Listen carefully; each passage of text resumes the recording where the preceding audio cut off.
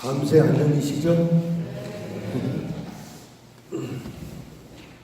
우리 한 1분 동안만 조용히 내 안에 계신 주님께 주님 생수 많이 부어주셔서 귀도 열리고 눈도 열리고 입도 열리고 마음도 활짝 열어서 들려지게 하시고 보여지게 하시고 깨닫게 해달라고 우리 주님 앞에 조용히 1분만 기도하면 좋겠습니다. 하나님 아버지 감사합니다. 주님 저희를 사랑하셔서 감사합니다. 생수를 많이 부어주시고 기회를 많이 부어주셔서 하나님 눈도 열어주시고 귀도 열어주시고 마음도 열어주셔서 깨닫게 하시고 보게 하시고 들려지게 하시고 하나님 감사합니다. 충만하게 하셔서 하나님의 뜻을 이루어드리고 목이 올라설 수 있는 귀한 은혜가 있기를 간절히 원합니다. 아버지 고맙습니다. 고맙습니다.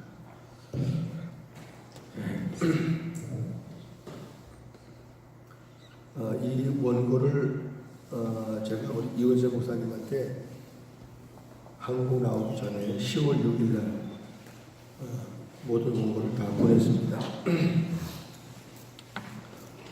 그리고 제가 10월 8일 날 나왔는데요.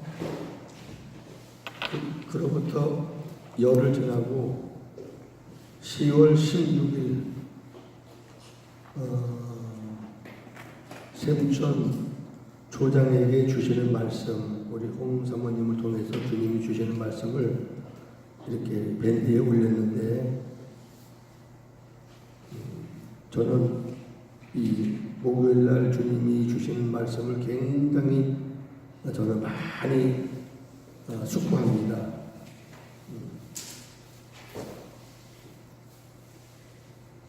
이런 말씀이 있어요. 믿음으로만 승리하는 삶을 살게 되리라.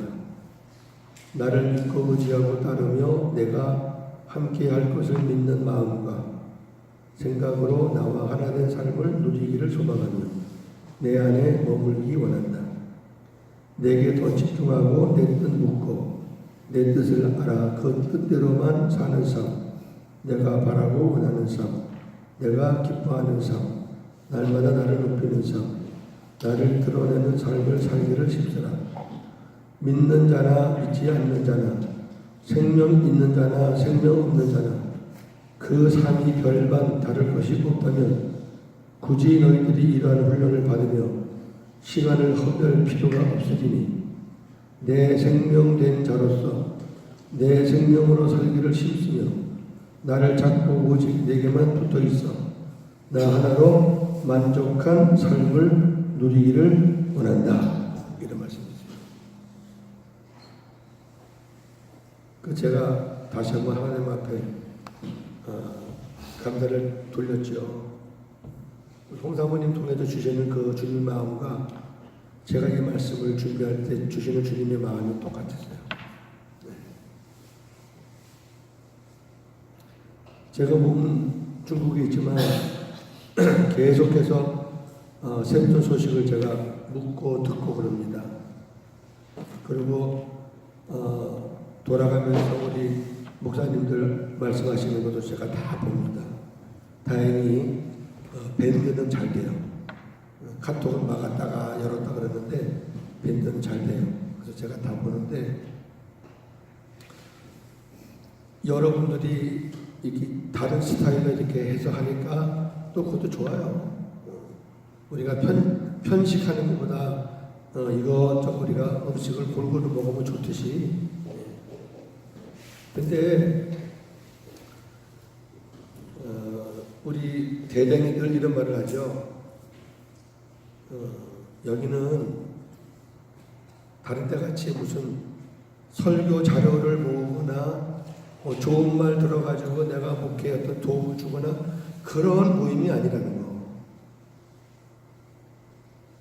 그런 모임이면 자료가 내 마음에 안 들고 조금 그러면은 딴 생각을 할 수가 있어요. 우리 샘촌은 그런 모임이 아닙니다. 샘촌은 하나님과 나와의 관계를 정립시켜 나가는 그런 훈련이에요. 그래서 적어도 이 훈련을 통해서 하나님 앞에서 내가 혼자 홀로 쓸 수 있는 그런 훈련인데, 어떤 그 목적이 좀 잘못된 그러한 관점이 있는 분들이 좀 있는 것 같아요. 제가 한번 주님이 이 말씀을 준비할 때는 굉장히 오랫동안 주셨고 또 책망도 많이 하셨고 반면에 안타까운 마음도 많이 주셔서 이 말씀을 준비했어요. 저번에 이사 갈 때 컴퓨터 세트하고 그다음에 복합기 그다음에 이 모니터랑 이런 그런 세트를 가져가는 바람에 다른 집들은 별로 못 가져갔어요. 어떻든 저는 컴퓨터 작업이 돼야 되니까 다행히 비행기에서 실어줘서 가지고 갔는데 뭐 참고될 만한 자료 같은 건 책은 전혀 못 가져갔었어요. 그러니까 여기 있을 때도 제가 어느 때부터인가는 하나님 앞에서 말씀 하나 갖고 성경 하나 갖고 준비했지만 진짜 이번에 말씀이야만큼 이거는 진짜 성경 하나 갖고 다 준비한 거거든요. 이거는 제가 잘했다라고 하는 걸 말하는 거 절대 아닙니다. 제가 이런 말을 하는 거는 목사님들도 다 그렇게 하실 수 있다는 걸 제가 얘기하는 거예요. 샘천에서 그걸 배우는 거잖아요. 어떤 사람들의 말을 받아서 그거를 내가 사용한다는 것도 물론 있겠지만 저 사람은 어떻게 해서 말씀을 저렇게 주님께 받지? 그럼 나도 주님께 말씀을 받을 수 있네? 그렇게 해서 홀로서기 훈련하는 것이 샘천이니까요. 근데 2년, 3년, 4년, 5년 됐는데 아직까지 그게 안 된다 그러면은 이 샘천을 향한 우리들의 마음이 뭔가 지금 핏대가 안 맞는 거죠. 제가 조금 기분 나쁜 소리를 하더라도 여러분들이 잘 소화하시기 바랍니다. 저 이 말씀 준비하면서 하나님께 책망 많이 울었어요.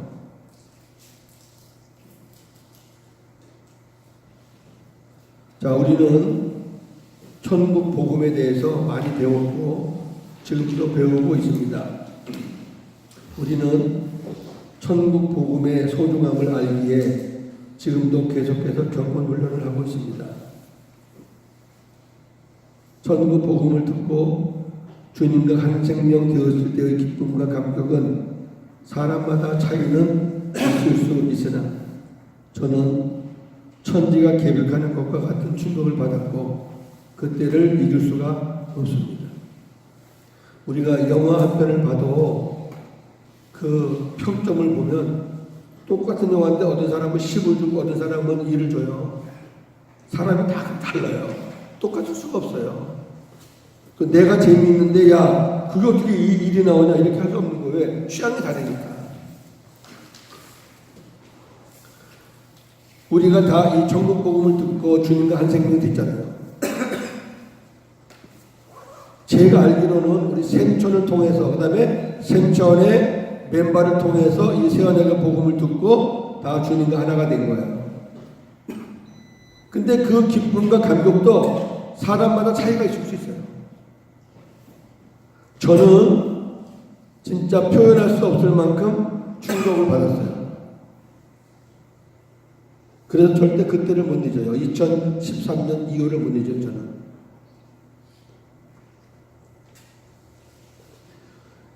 (13년 2월) 전에 한 1, 2년 전에 이호수 목사님이 저를 한번 불렀어요. 헌신 예배 한번 인도해달라고. 그때는 이제 이 목사님이나 저는 다 생명되기 전이에요. 그래서 저는 이제 늘 강해 설교하니까 어느 한 파트를 강해 설교했는데 강해 설교 끝나자마자 우리 이호수 목사님 불 다 끄고 뭐 이상한 거 하더라고. 그때는 그랬어요. 막 그냥 은사집회만 했잖아요. 우리 이 목사님. 그러고 나서 한 2년 있다가 이제 또 저한테 전화 와서 목사님 밥 한 끼 먹읍시다 그러더라고요. 그래서 속으로 올 때는 뭐 지금도 뭐 그거 불 꺼놓고 하는 거 그거 하나 싶어서 이렇게 왔지요. 어떤 때는 우리 중매정이니까 오래만 와야 되니까. 근데 그때랑 분위기가 틀린 거죠. 아주 진지하게. 밥 먹을 때까지는 아무 얘기도 안 해요. 밥 다 먹고 교회 좀 가지. 그래서 교회 따라갔다가 걸렸어요. 자, 여러분, 저는 이렇게 생각합니다. 이 기쁨과 감격의 차이가 뭐냐? 저는 왜 크냐? 저는 이훈세 목사님 만나서 생명에 대한 말씀을 나누고 듣고 그러면서 나는 그때 다시 태어났다고, 저는 그때 태어났다고 저는 믿었어요. 아, 지금까지 나 아니었구나. 내 생각을 돌아봐도, 내 삶을 돌아봐도, 내 목회 모든 현장을 돌아봐도, 아, 이건 아니었었구나. 완전히 잘못된 거였구나. 다 잊어버려야 될 것이구나. 이제 새롭게 시작해야 되겠다라는 그런 폭풍 같은 그런 은혜가 왔어요. 그렇기 때문에 저한테 그렇게 커요. 왜 작으냐? 아, 내가 지금까지 여기저기 많은 훈련을 받았는데 여기 샘촌도 그러한 훈련을 받는 것 중에 한 군데겠지. 여러분, 제가 말하는 게 많은 사람들이 많아요. 네. 한 군데겠지. 다른 데보다 굉장히 인간적이고 순수하고 그러니까 여기서 내가 배울 게 많겠다. 이렇게 생각하는 사람은 감격이 적어요. 보세요. 내가 어디가 아파가지고 치료받는 거랑 내가 완전히 죽었다가 살아나는 거랑은 감격이 차이가 많아요. 생존을 여러 개 중에 하나라고 생각한 사람들은 굉장히 오랫동안 감격이 별로예요. 그리고 자기 마음에 안 들면 또 나가는 거죠. 저는 그런 생각 안 했어요. 여러분께 강요하는 게 아니라 제 얘기하는 거예요. 저는 다시 해야 되겠구나. 허물어야 되겠구나. 제가 박사 학위 받으려고 미국 가서 공부도 좀 했잖아요. 다 필요 없구나. 그리고 그때부터 아주 일념으로 샘천에 와서 훈련 받고, 그리고 1년 후 2014년부터 제가 이제 말씀을 앞에서 전하기 시작했어요. 얼마나 그때 말씀을 전한 거 보면은 지금 보면은 우습죠. 마치 그 유치원 책본 보듯이. 아마 앞으로 조금 더 시간 지난 다음에 오늘 제가 이렇게 한 거 봐도 아마 초등학생 한 걸로 보일 수가 있죠. 왜? 좀 더 깊어지니까. 자, 우리 여러 동력자들, 이 새언약의 복음을 듣고 그것이 내 마음에 탁 와 닿았을 때 그때 그 충격이 어땠습니까? 그 후 주님이 저를 많이 바꾸어 주셨습니다. 계속 읽겠습니다. 제가 자신을 보며 깜짝 놀랄 때가 참 많습니다. 첫사랑을 간직하고 있습니까? 우리는 처음 사랑을 잃어버림으로 책망을 받은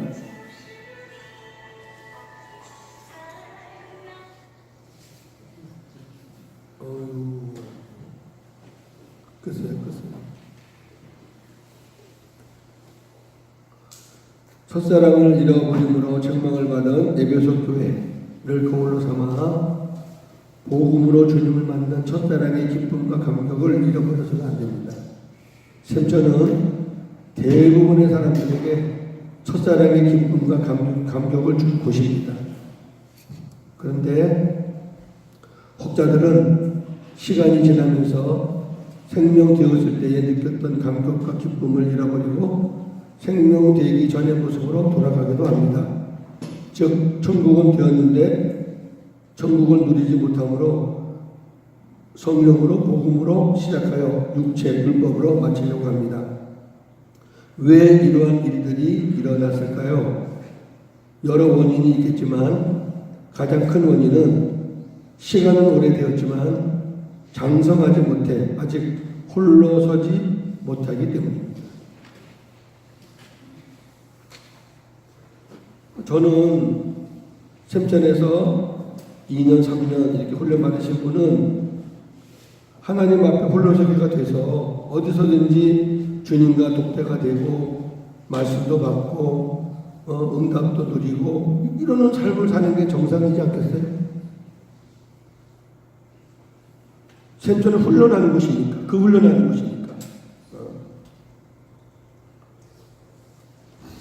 홍사모님이 주님의 말씀을 나누시는데 여러분 그거 들으러 옵니까?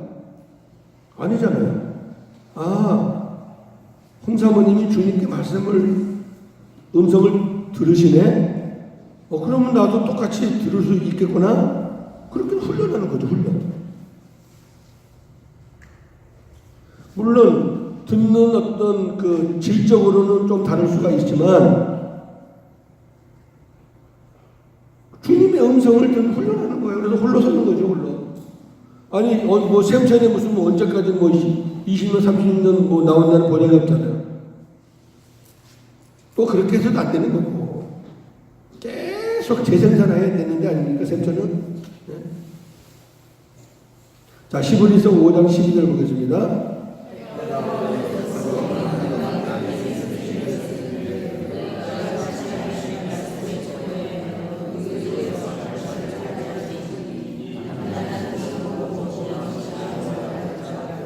네, 선생이 되어야 될 시기인데 아직도 단단한 것을 못 먹고 젖이나 먹어야 할 자가 됐다. 어른이 되어야 되는데 아직까지도 어린 아이 수준이다. 그런 말씀이겠죠? 여기 홀로 선다는 것은 스스로 산다는 의미가 아니라 주님과 직접 독대하는 것을 말합니다. 우리가 샘천에서 수년간 정거리 훈련을 했으면 이제는 어디를 가든지 개인적으로 성령의 가르침을 받으며 경건의 훈련, 말씀과 기도를 할 수 있어야 합니다. 이게 정상입니다. 이게 안 되시는 분들은 샘천에 와서 뭘 하나 받을까, 뭘 하나 얻을까 하는 마음으로 오시는 분들은 10년을 다녀도 안 됩니다. 우리가 예수님을 닮아간다는 것은 예수님이 사는 방식을 배우는 겁니다. 자기 안에 계신 아버지의 말씀을 듣고 살았던 그 예수님, 우리도 내 안에 계신 예수님의 말씀을 듣고 사는 정도, 그 방법을 배우는 거지.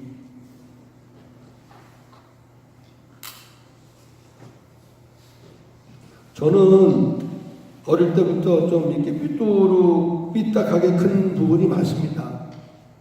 그래서 이 마음 반 심령이 복음이 되기 전까지는 참 거칠었습니다.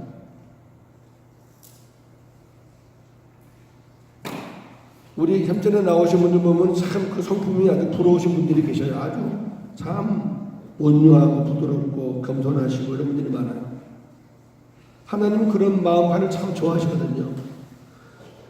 우리가 조금만 더 주님께 집중하면은 그런 분들은 주님 말씀을 참 많이 받을 수 있는 그런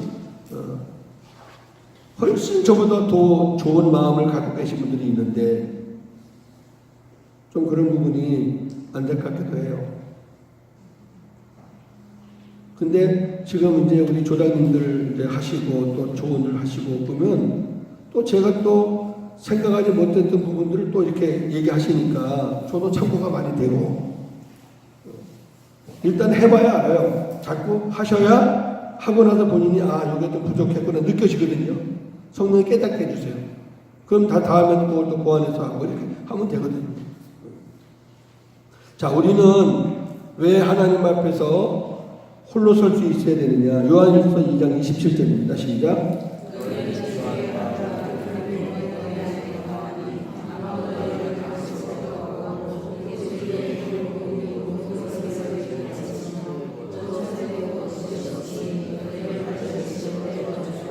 그렇죠.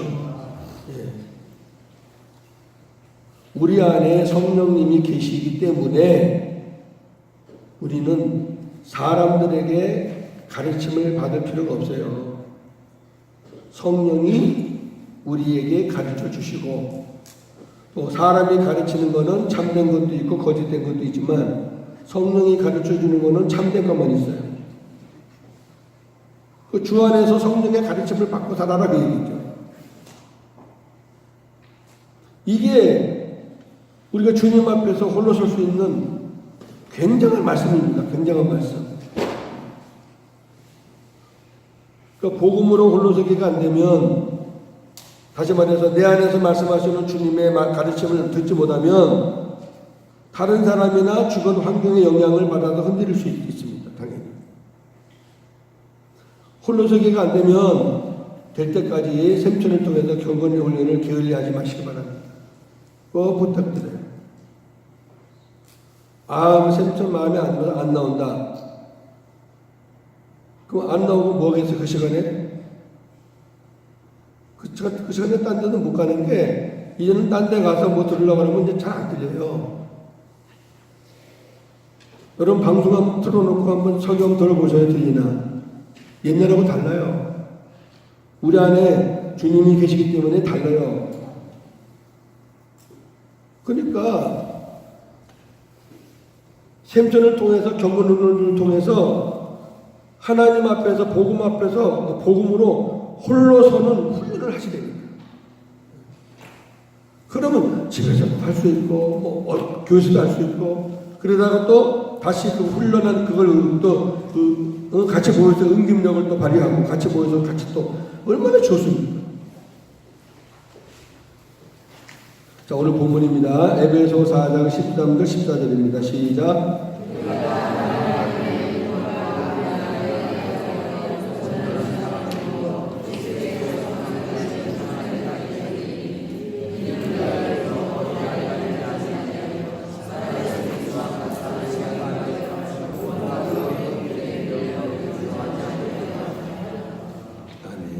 여기 보시면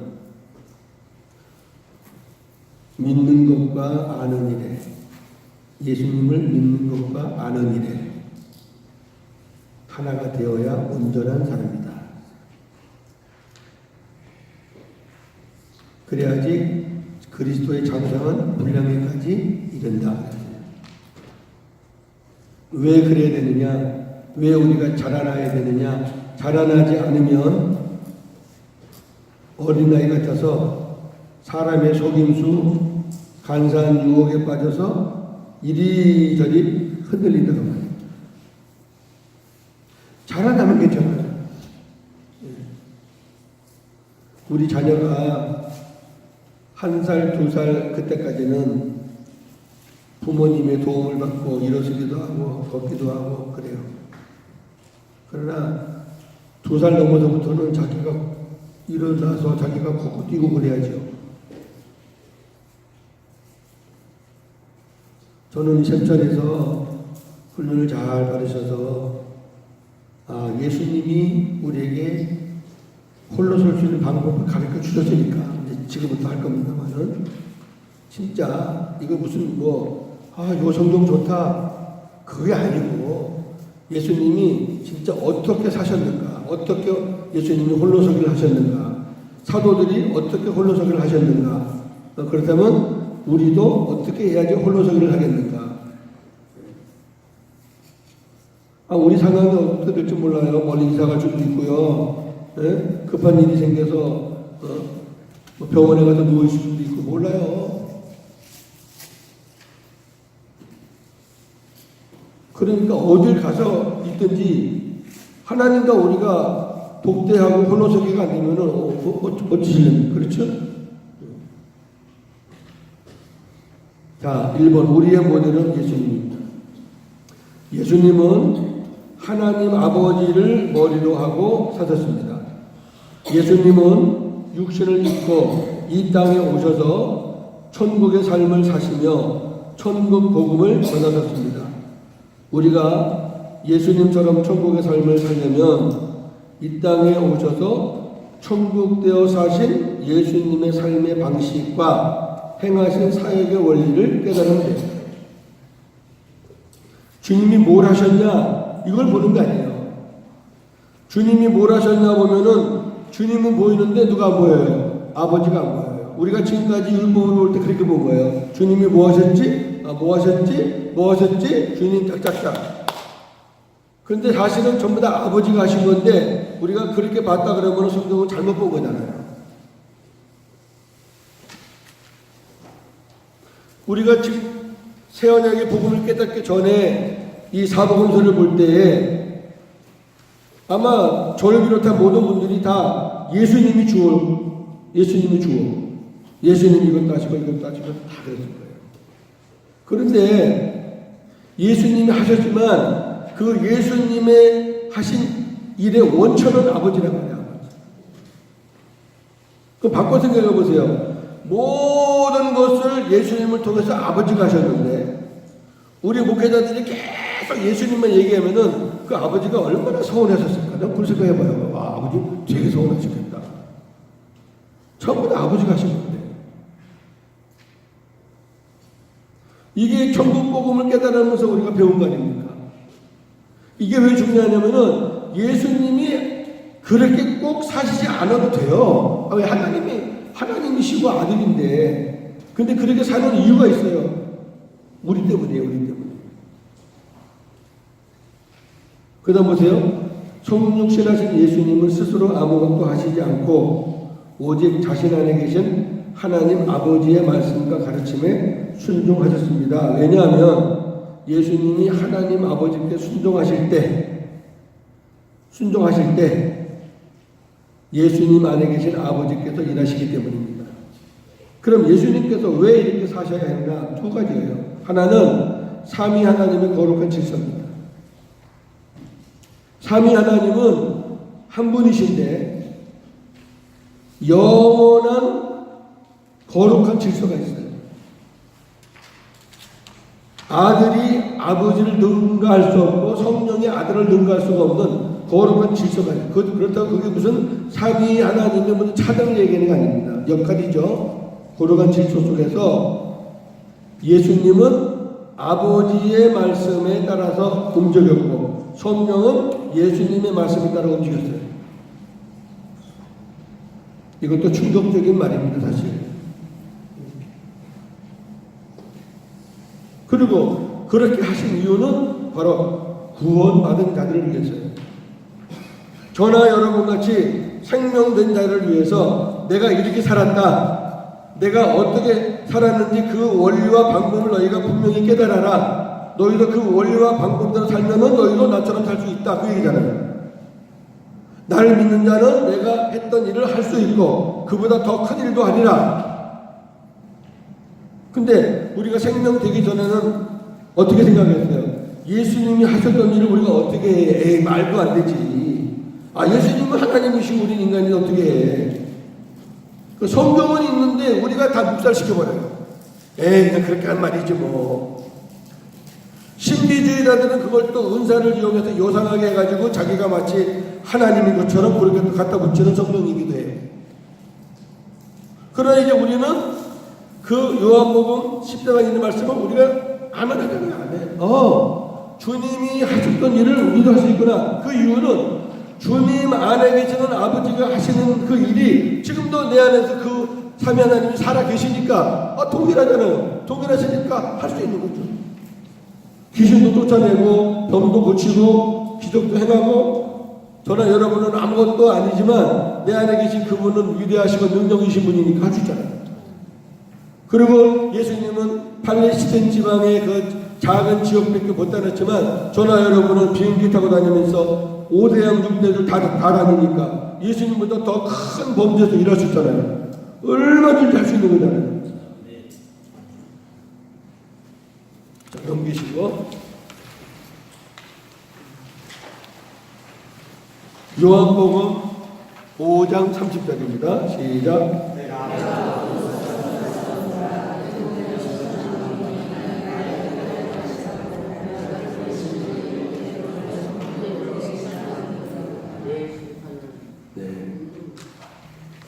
여기 제가 8 성경을 올렸는데 동일한 말은 뭐냐면은 나는 아무것도 할 수 없다. 나는 아무것도 할 수 없다. 나는 혼자 있는 게 아니다. 계속 그런 말씀입니다. 요한복음 5장 19절 20절.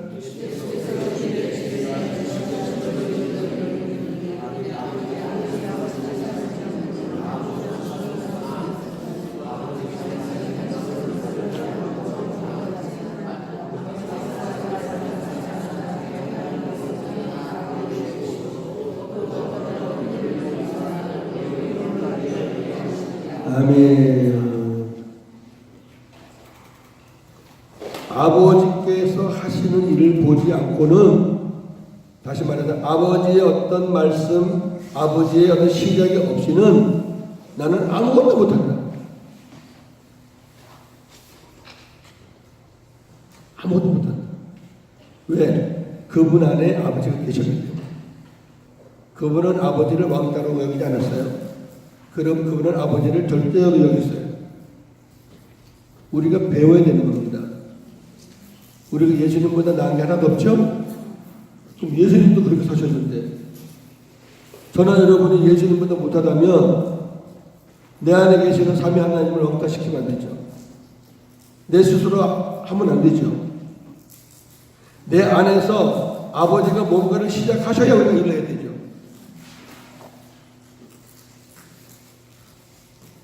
요한복음 8장 16절.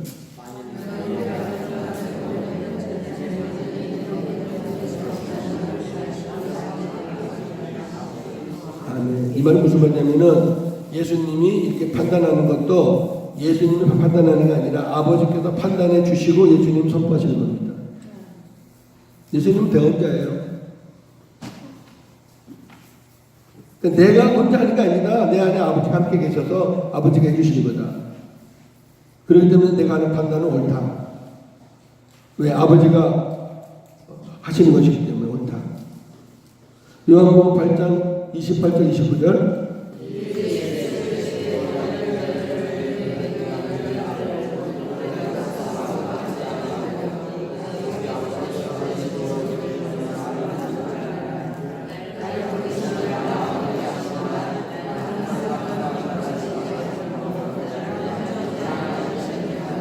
아멘.